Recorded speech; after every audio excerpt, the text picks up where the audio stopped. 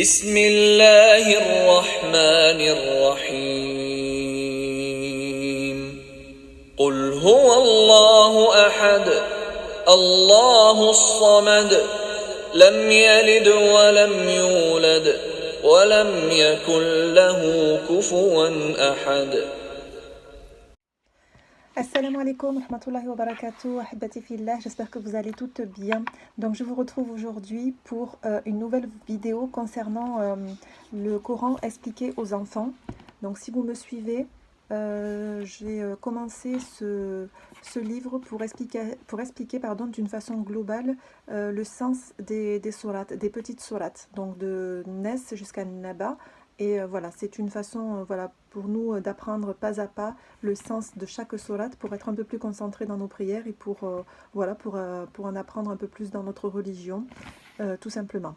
Voilà, donc je vous invite, si vous n'avez pas vu les vidéos précédentes, parce qu'on a déjà fait Surat al-Fatiha, Nes et el Falaq, je vous les posterai, je vous mettrai le lien juste ici ou ici.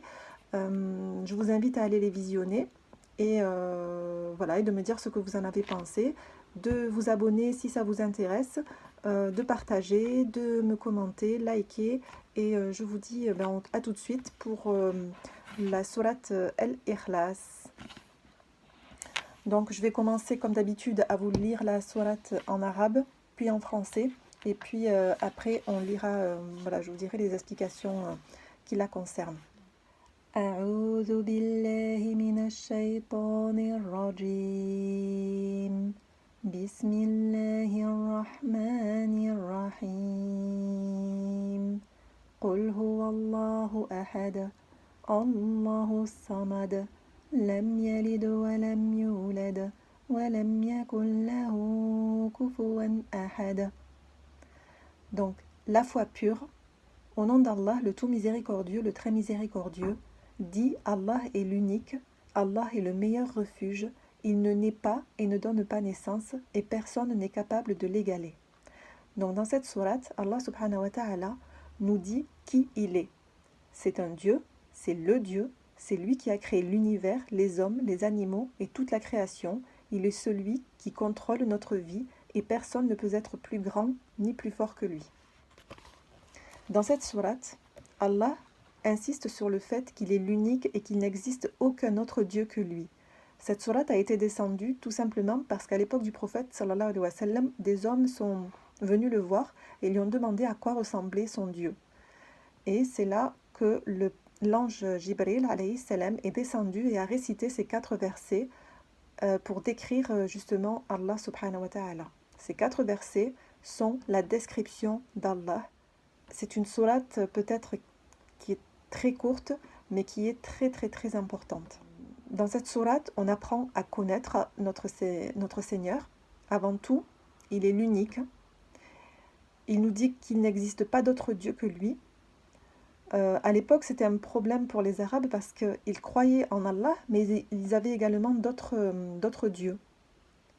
Ils pensaient que les autres dieux aussi devaient être adorés. Alors, Allah subhanahu wa ta'ala leur a donc rappelé qu'il ne fallait pas adorer d'autres dieux que lui. Ensuite, Allah il insiste sur le fait que tout le monde sur terre a besoin de lui, mais que lui il n'a besoin de personne, car il est Allah. Rien ne se fait sans qu'il le veuille, il sait tout, il entend tout et il voit tout. Et ça, seul Allah peut le faire. Subhanallah. Toutes les créatures sont créées par couple. Si vous observez bien autour de vous, vous vous rendez compte que chaque chose a son mâle ou sa femelle. Tout couple est fait de féminin et masculin. Il faut toujours un mâle et une femelle pour faire un enfant, que ce soit chez les êtres humains ou chez les animaux ou même chez les plantes. Mais Allah, lui, est le seul maître. Il n'a besoin de rien car il a tout. Il n'a pas de parents car c'est Allah et il n'a pas d'enfants car c'est Allah. Alors que toi, moi, tout le monde, on a bien des parents. Et un jour, Inch'Allah, si ce n'est pas déjà fait, tu auras également aussi des enfants. C'est ainsi. Personne ne peut être plus grand, plus fort, plus intelligent qu'Allah. Personne ne peut se mesurer à lui, car il est le Créateur. Il ne faut jamais l'oublier et nous devons demander à Allah d'être de bonnes créatures et de le servir comme il se doit, pour qu'il nous aime et que nous soyons proches de lui. C'est pourquoi cette sourate est importante malgré le fait qu'elle soit très courte.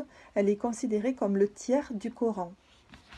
Donc avec cette sourate, Ahibati fillah, Allah subhanahu wa ta'ala nous décrit sa grandeur, il nous informe de qui il est, et sachez que si vous récitez une fois sourate al-Ikhlas, elle équivaut à un tiers du Coran. Imaginez-vous que si vous la récitiez 3 fois, vous aurez lu le Coran en entier en une journée, subhanallah.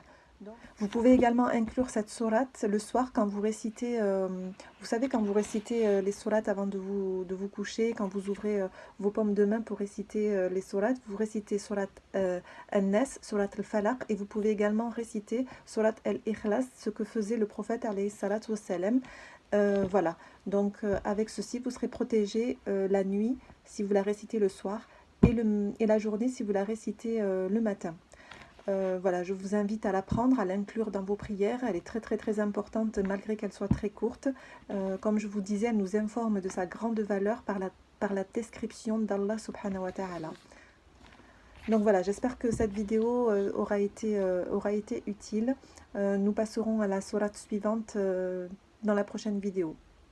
Je vous laisse sous la protection d'Allah subhanahu wa ta'ala. Assalamu alaikum wa rahmatullahi wa barakatuh.